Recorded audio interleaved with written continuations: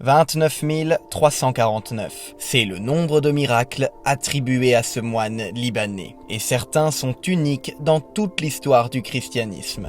Cet homme se nomme Charbel Makhlouf. En soi, sa vie n'a que peu de relief.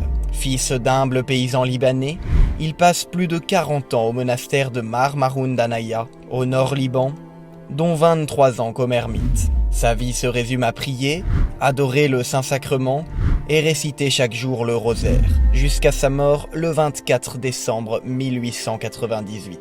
Mais celui qui est canonisé en 1977 n'a pourtant pas fini d'étonner par les miracles qu'il fit et continue de faire aujourd'hui. De son vivant déjà, Saint Charbel obtenait auprès de Dieu guérisons miraculeuses et prodiges d'allure biblique. Vers 1875, un enfant mourant, atteint de fièvre typhoïde, est guéri alors que Charbel prie près de lui. Il vivra jusqu'à 85 ans et, devenu médecin, soignera plusieurs fois le futur saint. Les paysans de la région demandaient également au père Charbel de bénir leurs champs pour se protéger des invasions de sauterelles fréquentes dans la région. Certaines fois, seuls les champs bénis par Charbel restaient intacts au milieu d'un paysage entièrement dévasté par les nuées d'insectes. Les témoignages de ces prodiges ne sont pas rapportés uniquement par des individus isolés, mais aussi par des foules, telle la mystérieuse lumière observée par de nombreux villageois le jour des funérailles du frère Charbel à l'endroit de sa tombe. Mais le grand miracle de Saint Charbel est incontestablement celui de son corps resté incorruptible après sa mort, ainsi que l'écoulement abondant d'un liquide huileux provenant de son corps. En 1899, lors de la première exhumation, on découvre avec stupeur son corps intact, alors que Charbel a été enterré à même la terre. Remarquons qu'aucun des corps des 32 autres moines enterrés au même endroit ne s'est conservé.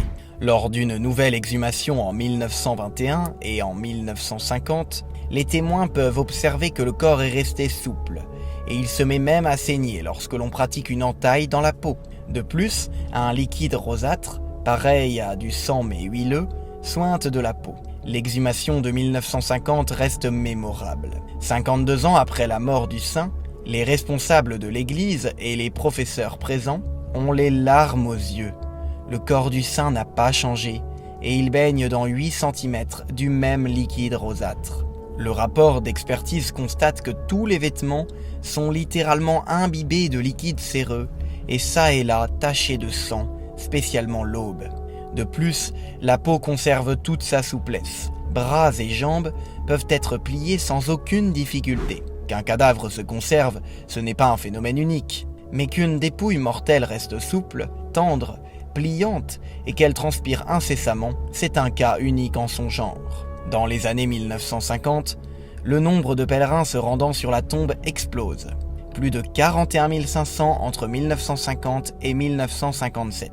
Chose également extraordinaire, l'incorruption cesse à partir de 1965, année au cours de laquelle Charbel est proclamé bienheureux. Des analyses rigoureuses ont été menées pour expliquer l'exsudation de sang et de sueur du corps, mais aucune explication scientifique n'a pu être avancée. L'abondance du liquide huileux s'écoulant du corps de Saint Charbel dépasse ce qui est rationnellement possible, le corps ne contenant que 5 litres de sang.